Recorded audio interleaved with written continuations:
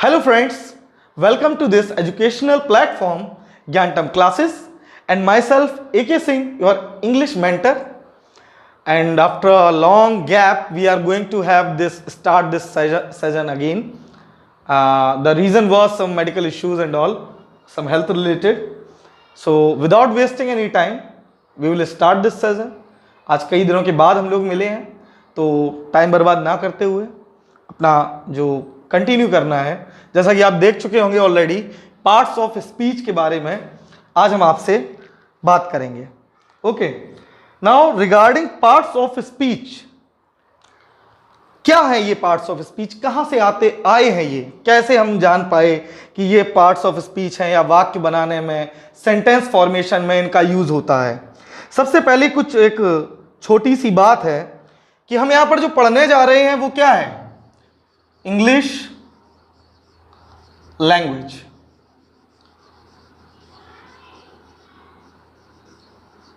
हम English subject नहीं पढ़ने जा रहे हैं, हम इंग्लिश लैंग्वेज पढ़ने जा रहे हैं.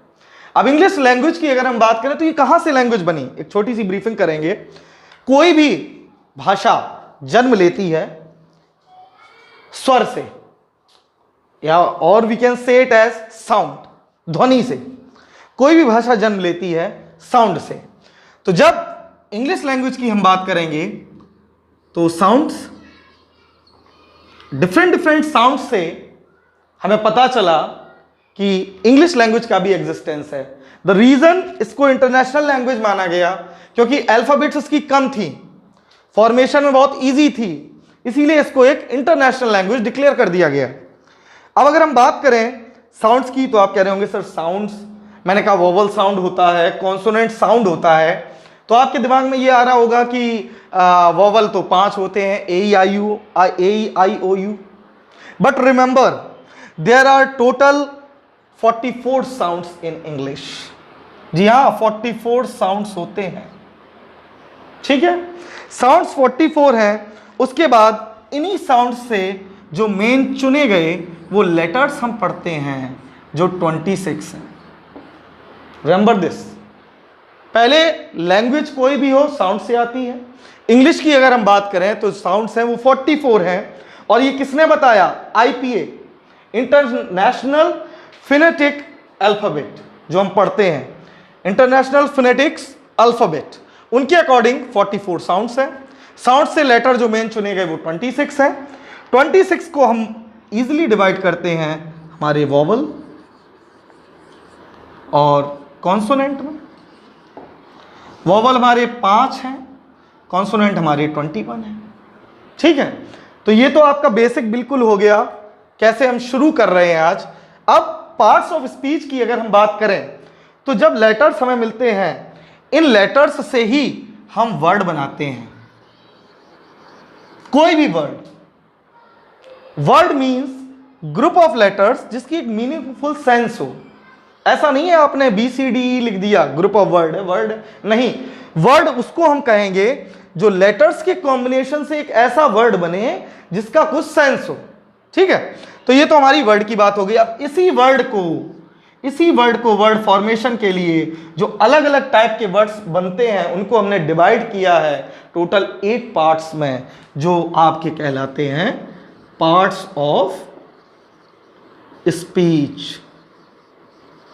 आई होप यहां तक आपके समझ में आया होगा. जो इंग्लिश लैंग्वेज है उसमें साउंड्स हैं 44, मैं नहीं कह रहा हूं, 44 साउंड्स हैं. उसके बाद उन्हीं 44 साउंड्स में से जो लेटर्स हैं वो 26 हैं. 26 को हमने डिवाइड किया है वोवल, जो कि आपके A-E-I-O-U है, 5 है. बचे हुए सारे के सारे कंसोनेंट्स हैं. इन्हीं लेटर से हम वर्ड बनाते हैं और वर्ड फॉर्मेशन जब होती है तो वर्ड्स अलग अलग टाइप के बनते हैं. वो होते हैं 8 टाइप्स के, जिनको हम बोलते हैं पार्ट्स ऑफ स्पीच. ठीक है, तो अब हम शुरू करेंगे, कंटिन्यू करेंगे आगे विद द सेम टॉपिक. काफी दिन हो गए आप लोगों से मुलाकात नहीं हो पाई, उसके लिए very very sorry, because health is wealth. अगर ज्यादा हम भागेंगे, अगर हेल्थ के साथ खिलवाड़ करेंगे तो क्या होगा, ना तो हेल्थ रहेगी ना वेल्थ रहेगी. ठीक है, तो इट्स बेटर हेल्थ सेफ रहे, वेल्थ रहे या ना रहे. ठीक है, तो पहला अगर हम बात करें, सबसे पहले हम पहले पार्ट ऑफ स्पीच के बारे में बात करें, तो आई होप आपने सुना तो होगा अभी तक कई बार noun. Now what is noun? सीधी सादा एक सीधा सा लॉजिक है। आपने एक बचपन में एक डेफिनेशन पढ़ी थी, एनीथिंग दैट प्लेस पर्सन और place is called as noun. But एक बहुत छोटी सी सिंपल सी डेफिनेशन, एक इजी वर्ड मैं आपको बताऊंगा, याद रखना, anything that is visible, anything that is visible, और we can see feel only.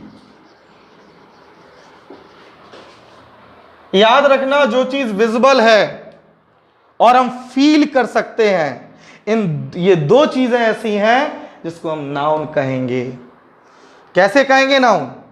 एक बात बताओ, पर्सन को देख सकते हो? हाँ या ना?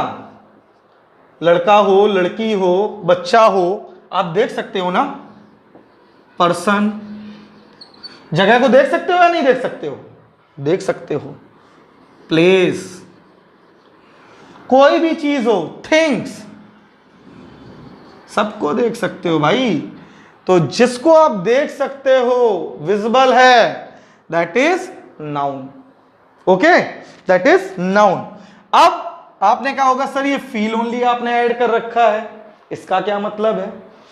कुछ ऐसी चीजें हैं जिनको आप देख तो नहीं सकते लेकिन फील कर सकते हो। जैसे कि हम बात करते हैं ऑनेस्टी, हम बात करते हैं विंड, हम बात करते हैं घोस्ट। क्या है ये सब?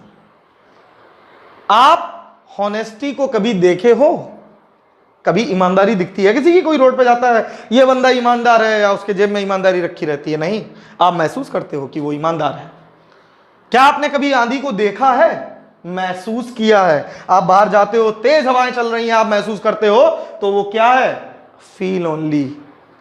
घोस्ट कभी देखा है आंखों से? नहीं, महसूस करते हो कि ऐसा कुछ है यूनिवर्स में। तो सीधी सादी बात है, कुछ भी जिसको आप फील कर सको या आंखों से देख सको, दैट इज एग्जैक्टली नाउन।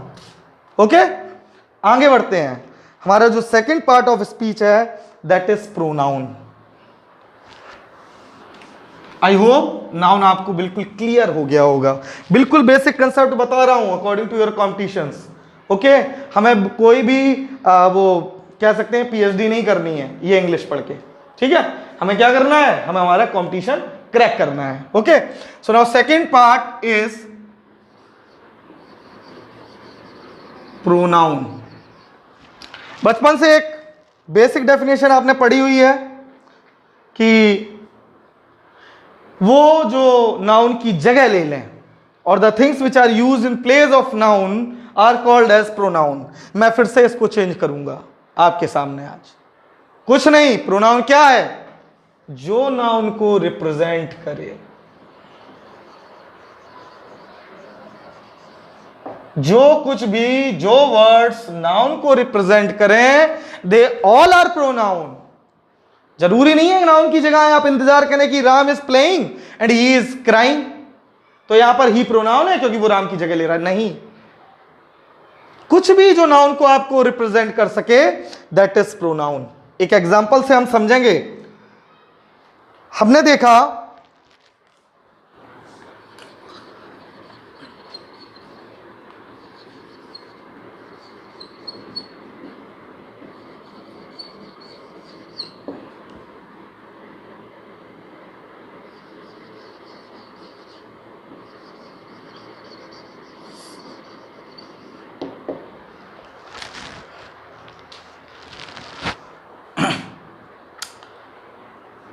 तो हम कहां पर थे? Many of the girls were dancing. एक एग्जाम्पल है आपके लिए।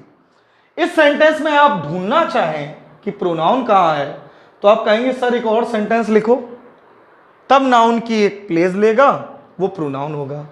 जरा ध्यान से इस सेंटेंस को देखिए आप। Many of the girls were dancing. बहुत सारी लड़कियों में, ज्यादातर लड़कियां नाच रही थी। अच्छा एक बात बताओ, ये जो मैनी है ये क्वांटिटी किसकी बता रहा है, किसको रिप्रेजेंट कर रहा है ये मैनी? ध्यान से आप अगर देखेंगे ये मैनी सीधा सीधा बता रहा है डायरेक्ट गर्ल्स के बारे में। मैनी ऑफ द गर्ल्स, लड़कियां थी, उनमें से कई सारी लड़कियां डांस कर रही थी। तो यहां पर ये जो मैनी है ये आपका नाउन नहीं है, ये क्या है यहां पर? ये प्रोनाउन का काम करेगा। क्यों करेगा? Because this many is representing girls, एक नाउन का को रिप्रेजेंट कर रहा है, इसलिए यहां पर जो मैनी है वो आपका नाउन नहीं होगा कि आप काउंटेबल अनकाउंटेबल नाउन में चले जाओ। ये आपका जो मैनी है ये सीधा कहां किसको रिप्रेजेंट कर रहा है? गर्ल्स को। तो इसीलिए ये क्या होगा यहां पर? प्रोनाउन होगा। बाकी की जो डिटेल्स हैं वो हम जब प्रॉपर नाउन को पढ़ेंगे, प्रोनाउन को पढ़ेंगे, तब आपके और क्लियर हो जाएगा। ठीक है, तो ये एक एग्जांपल समझिए। जरूरी नहीं है 2 सेंटेंस आपको दिए हों तब आप कहें पहले में नाउन है फिर उसकी जगह ली है कि Ram is watching TV, he is good singer, तो राम की जगह ही आ गया, ही प्रोनाउन हो गया। नहीं, एक ही सेंटेंस में नाउन और प्रोनाउन भी हो सकते हैं, ये बात आप याद रखें। ठीक है, यही ऐसे सवाल आपके जो कॉम्पिटिटिव एग्जाम्स में है वो आजकल आ रहे हैं। ठीक है, कंसेप्ट बहुत ऊपर हो चुका है, कंपटीशन बहुत आगे है। ठीक है, अगला जो टॉपिक है वो हमें देखना है।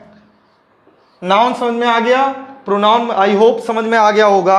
उसके बाद अगला है आपका एडजेक्टिव।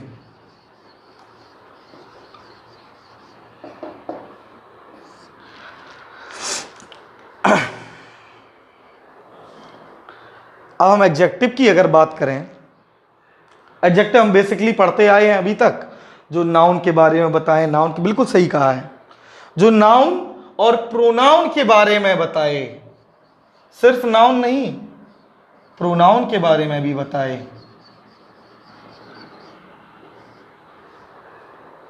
जो नाउन और प्रोनाउन दोनों के बारे में हमें बताए, that we call as adjective. The words which tell us about noun and pronoun are called as adjectives. एक एग्जांपल लेके चलेंगे।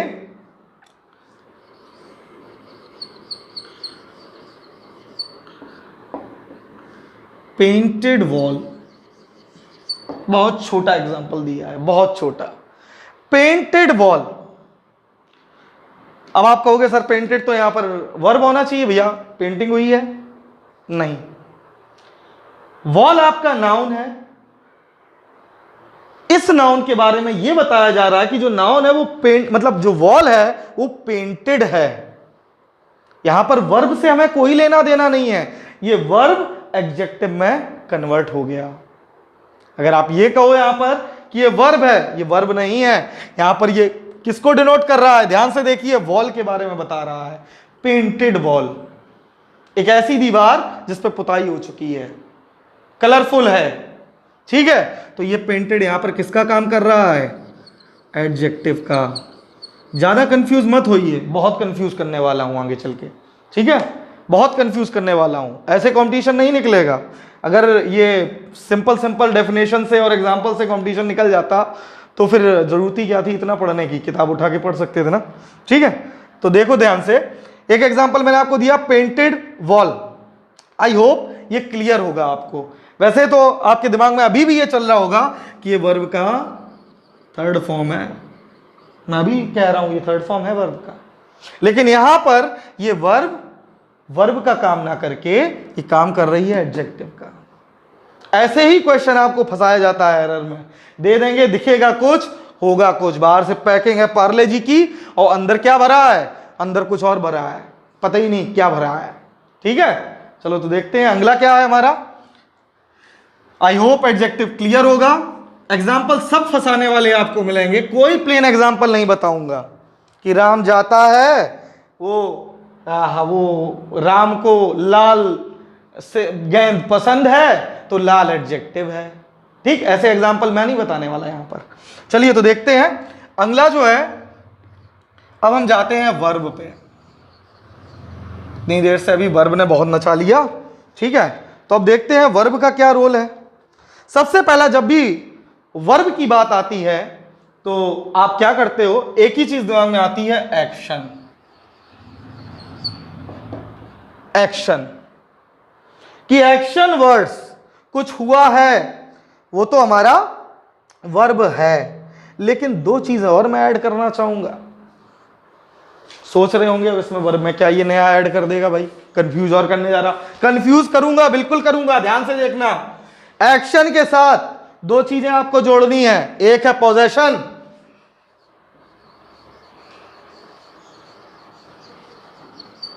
और दूसरा है पोजेशन के साथ आप कोई भी हैपनिंग होती है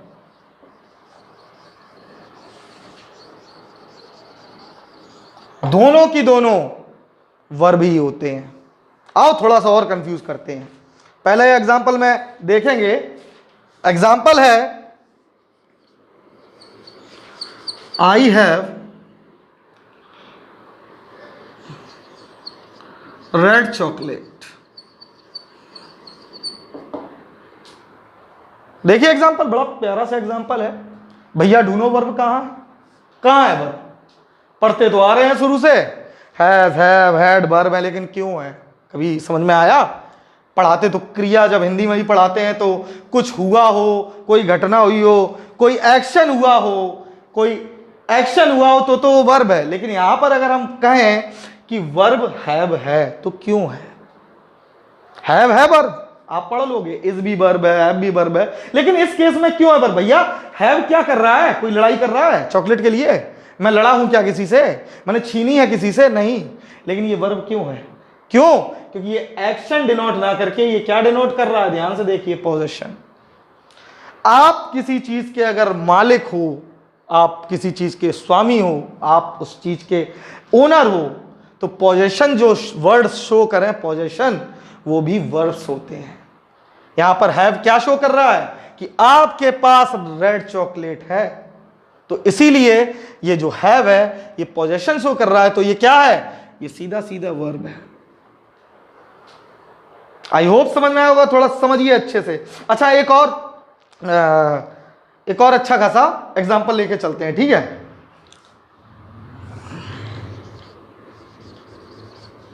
I am a bad student. बुरा मत मानना, मैं तो बचपन से हूं यार, I am a bad student, ठीक है? अब इस बैड स्टूडेंट की अगर हम बात करें तो आप कहेंगे कि सर इसमें क्या है? अब ढूंढ भैया वर्ब, ढूंढो वर्ब, कोशिश करो, एक बार कोशिश करो। I am a bad student, क्या है ऐसा यहां पर जो हम कह दें यहां पर वर्ब है? तो आप पढ़ा भी होगा कहीं, शायद दिमाग में आ गया होगा कि एम जो है सर यहां पर वर्ब है। लेकिन क्यों है? सवाल यह है कि क्यों है। जब आप इस क्यों का जवाब ढूंढ लेंगे ना, तो कोई भी एक्सरसाइज, कोई भी बुक छूटेगी नहीं आज से। हर एक सवाल क्रैक कर लोगे आप कि क्यों है। हमें ये पता है एम है, रटा हुआ है, हैज, हैव, एम सब वर्ब है, लेकिन एम है तो क्यों है? कारण क्या है? भाई यहां तो ना एक्शन हो रहा है, मैं बैड स्टूडेंट हूं, नहीं आता पढ़ना मुझे, कोई एक्शन नहीं हो रहा है, कोई पोजेशन नहीं है यहां पर, फिर है क्या यहां पर? आखिर इस सेंटेंस में है क्या जो हम नहीं देख पा रहे हैं? इसीलिए जो तीसरा पार्ट मैंने ऐड किया है हैपनिंग, पहचान लो आज से। हैपनिंग का मतलब है कोई भी ऐसी जो घटना लाइफ में घटित हो रही है। ये घटना ही तो है, मैं एक बुरा स्टूडेंट हूं या मैं एक अच्छा स्टूडेंट हूं, मैं एक अच्छा कलाकार हूं, मैं बुरा कलाकार हूं, मैं अच्छा खाना बनाता हूं, सब क्या है? कैसे आप ऐड करोगे? जो एम यहां पर आता है ये वर्ब है। क्यों है? क्योंकि इसने एक हैपनिंग कर दी है, कुछ कर दिया है, आपको एक बैड स्टूडेंट बना दिया है। ये डिनोट कर रहा है कि तुम एक बैड स्टूडेंट हो, एक हैपनिंग है ये। तो याद रखना आज के बाद वर्ब के साथ सिर्फ ये मत जोड़ देना कि action words are called as verb. Possession हो, हैपनिंग हो, एक्शन हो। होप, आई होप कि आपका थोड़ा सा नजरिया थोड़ा सा चेंज हुआ होगा पार्ट्स ऑफ स्पीच के लिए। बहुत बुक्स आपने भी पढ़ी होंगी, ठीक है? तो आगे बढ़े, देखते हैं। बहुत कंफ्यूज करूंगा, सीधी सादी बात है, कंफ्यूज होने वाले हो, बहुत ज्यादा कंफ्यूज होने वाले हो।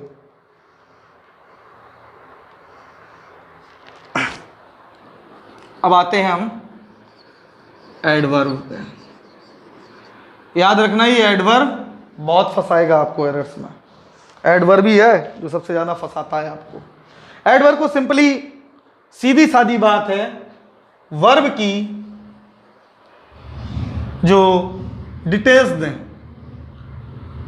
या कह सकते हैं डिटेल्स ऑफ वर्ब। एडवर्ब क्या है? वर्ब की डिटेल, और कुछ नहीं है, एक वर्ब की डिटेल है एडवर्ब।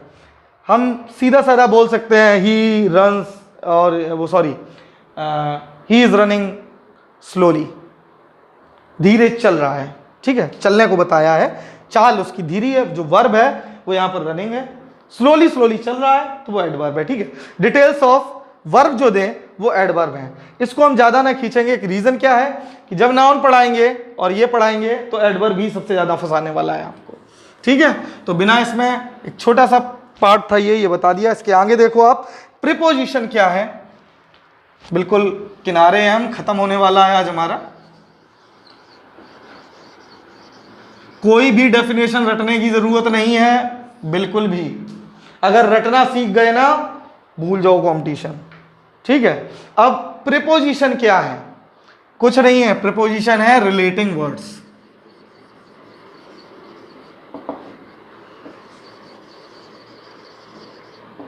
रिलेटिंग वर्ड्स हैं। क्यों है? एक सेंटेंस बनाऊंगा, आई वेंट मोहित।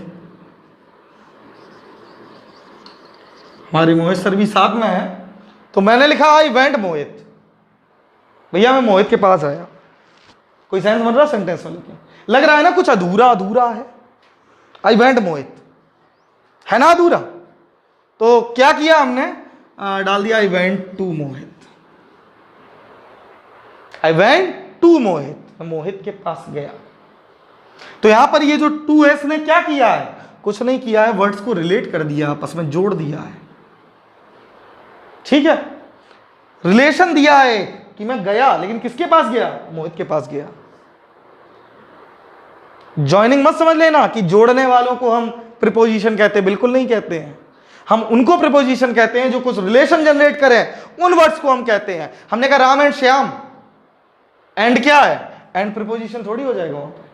भाई कौन सा रिलेशन दे दिया उसने, ठीक है। तो प्रीपोजिशन वो वर्ड्स बिल्कुल नहीं है, ये दिमाग में से हटा देना कि जो ज्वाइन करते हैं आपस में। याद रखना, जो रिलेशन बना दें कुछ आपस में, कि मैं गया लेकिन किसके पास? मोहित के पास, तो वो क्या हो जाएगा? प्रीपोजिशन, ठीक है। थोड़े थोड़े फंसोगे लेकिन अच्छा भी लगेगा, ठीक है। मन तो कह रहा होगा सर दर्द हो रहा है, थोड़ा थोड़ा हो रहा है, मजा आ रहा है, ठीक है, लेकिन अब आदत डाल लो। अगला क्वेश्चन, अगला देखते हैं हम, जो हमारा 7th या सेकंड लास्ट पार्ट है, दैट इज कंजक्शन।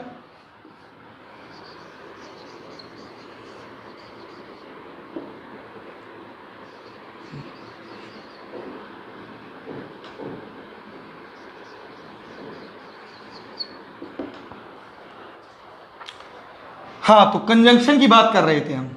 कंजंक्शन का मतलब होता है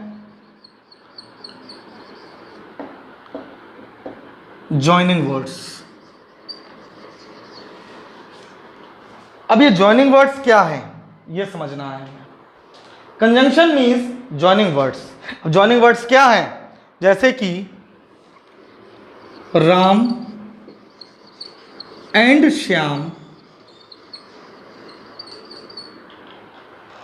आर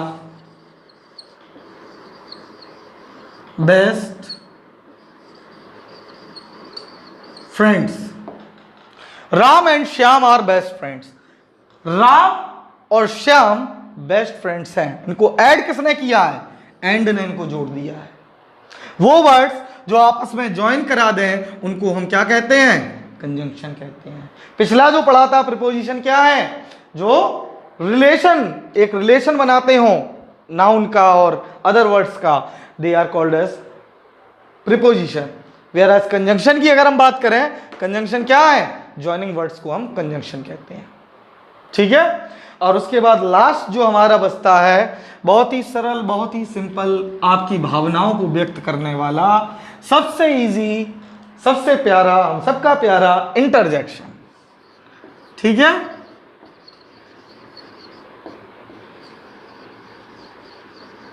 इंटरजेक्शन। इंटरजेक्शन क्या है? फीलिंग्स, आपकी फीलिंग्स। क्या है फीलिंग्स? भाई कोई पार्टी करनी है, हुर्रे भाई हम मैच जीत गए, hurray we won the match. या कोई ट्रेजेडी हो गई, अलास। तो ये सब क्या है? ये आपकी फीलिंग्स हैं। इसी फीलिंग्स को हम इंटरजेक्शन कहते हैं। तो जितना बताना था हमें, फीलिंग्स या इमोशंस भी बोल सकते हैं आप इनको, ठीक है। तो पार्ट्स ऑफ स्पीच तो आपका हो गया फिनिश, ठीक है। इसके बाद कल हम नाउन पढ़ेंगे। पार्ट्स ऑफ स्पीच में अगर कोई भी आपको डाउट है या कुछ भी टॉपिक आपको लग रहा है इनकन्वीनियंट है आपके लिए, आप कमेंट्स में शेयर कर सकते हैं हमारे साथ। कमेंट्स में उस क्वेश्चन को पुटअप करिए आप, और कोशिश पूरी रहेगी कि इस प्लेटफॉर्म पे हम आपके सारी क्वेरीज को सॉर्ट आउट करें, ठीक है। और ज़्यादा टाइम ना लेते हुए कल जल्दी आने के लिए आज जल्दी जाएंगे। And sorry for the days कि मैं नहीं आपसे जुड़ पाया। Okay, so bye bye, see you again, thank you.